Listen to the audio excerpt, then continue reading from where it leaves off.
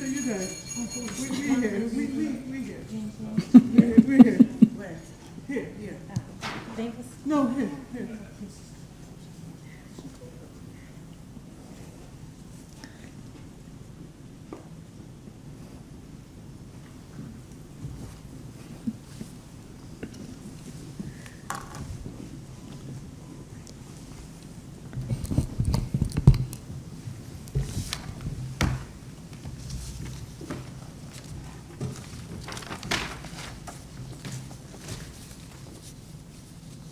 Dear candidate, on behalf of the doctorate board of the Radboud University in Nijmegen, we have decided to award you the degree of doctor. I invite Professor Bloem to discharge the task assigned to him. With the power entrusted by law to the doctorate board, I hereby confer upon you, Josefa Maria Malta Domingos, born in Macedo de Cavalieros, the title of doctor from Radboud University Nijmegen, to which are attached all the associated legal and customary rights and duties with respect to academia and society. As proof thereof, I present you with this doctoral diploma, signed by the rector and doctoral thesis supervisor and co-supervisor.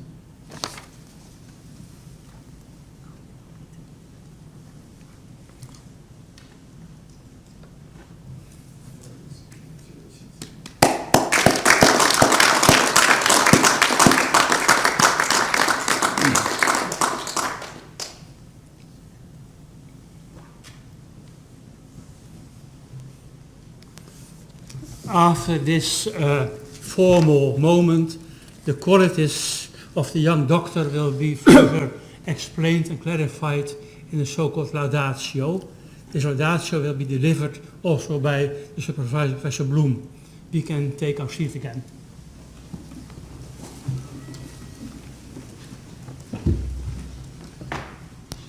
Dear Dr. Domingos, dear Josefa, or should I say Dr. Dean, although that would be very confusing because there are two Dr. Deans here in the room today, and I have to say the other Dr. Dean today had the happiest face on the planet.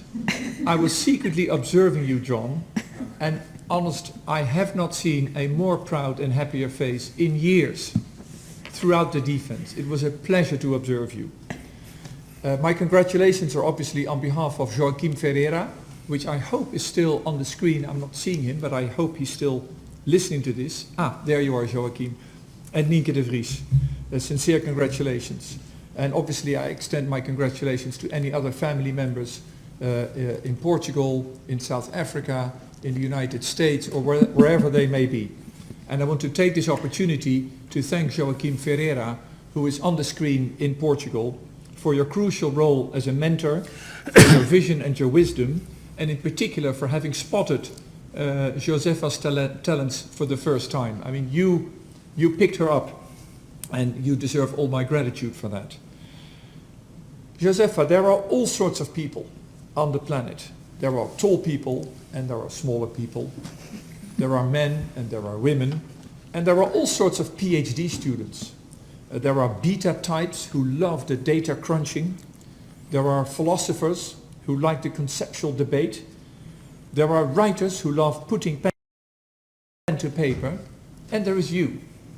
And you are an absolutely unique character, both as a person and as a scientist, and you're not at all a traditional PhD student. To capture you in just a few words, what keeps coming back whenever I speak to people about you is passion.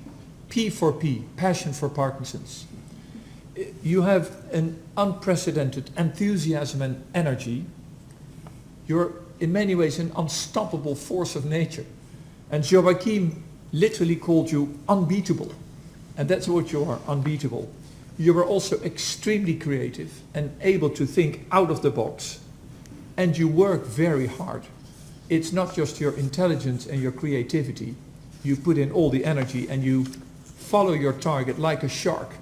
I think there are many sharks in South Africa. Yes. You must have learned something there.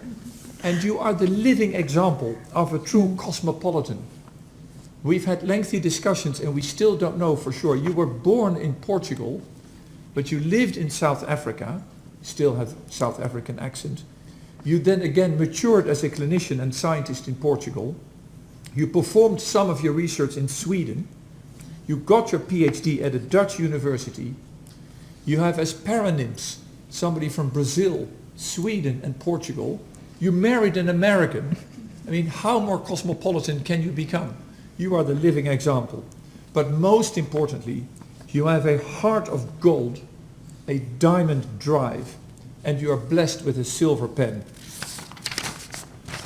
Our first encounter was when you started working on the European guideline for physiotherapy for Parkinson's disease. And I'm happy to see that Maarten Nijkrake, who was along with Samira Keus at the helm, and this was our first encounter, and I was immediately struck by your passion and your commitment.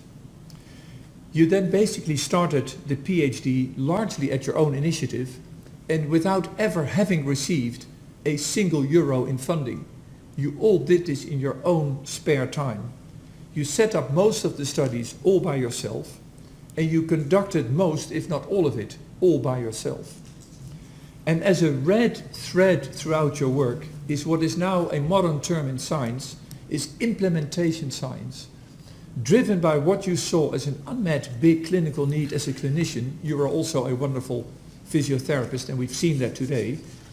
You did and you performed what you felt was most important and needed for people with Parkinson's disease. And your aim was to have a direct impact on care, and consequently your work has really had an enormous impact and helped a great deal in achieving specialized care in Portugal but also in other parts of the world.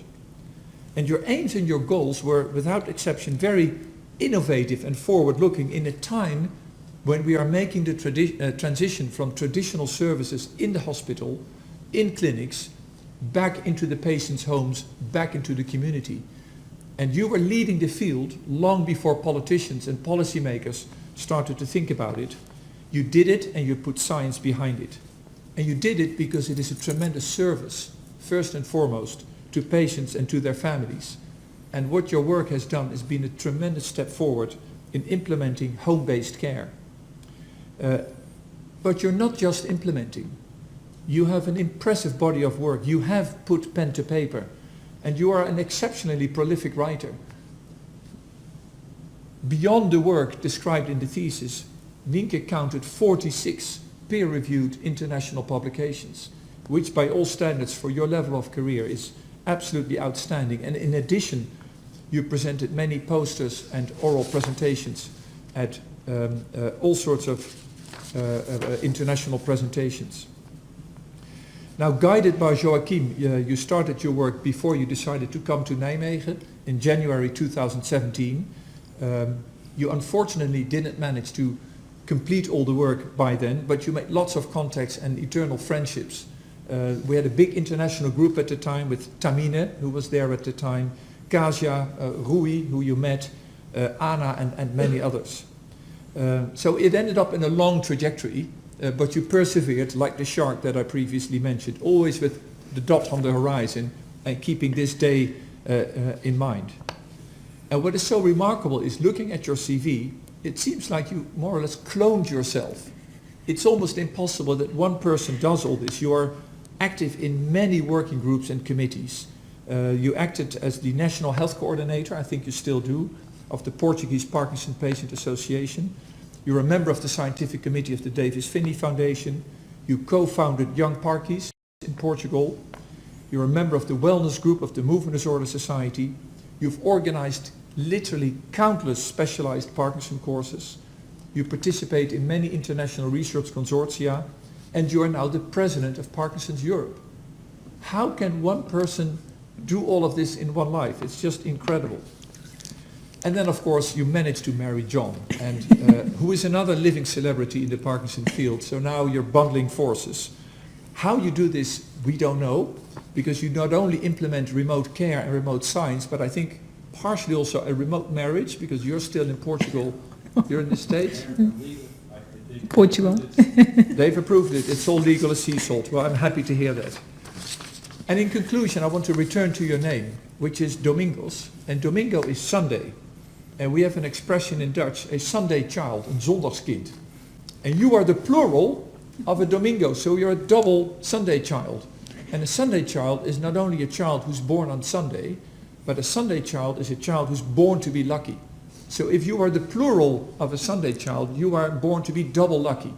And all I can say on behalf of Joachim, on behalf of Nienke, on behalf of all of us, I wish you a lot of luck in your life. Ik heb gezegd. Thank you so much.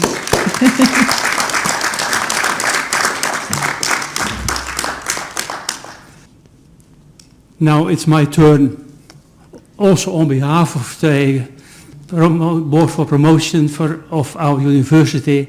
It's my pleasure to congratulate you with the degree of doctor obtained at our university.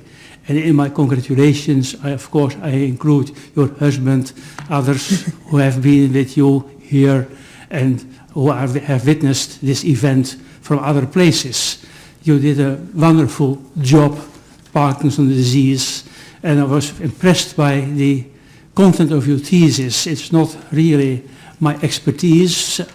Being a pathologist, I know Parkinson's disease from another viewpoint, but I can see what you have done, and I realize that we can design very clever treatments, but the treatment can clever, but we say sometimes the proof of the pudding is in the eating, and that means that the pudding should be served in the right way by the clinicians who are seeing the patients, and should be edible enough to approve the taste of the patients. And I think there are very important issues that you have done. So your research and offering ways for improvement, and in that thing I think you did a big step, because as I told you, what's done in the lab in our mind, that has to be put into practice, for otherwise, yeah, it means nothing. And for that, you can be proud, and we at the university, we are grateful for the job you did here and for having your PhD at our university. So, and of course, I conclude with saying that wishing you all the best, and a real zondagskind, as told by Professor Bloem. I myself was also born on a Sunday, but others can say how it was. But now we have arrived at the end of this event. Thank you all for being here. We conclude with the common words. Please stand up.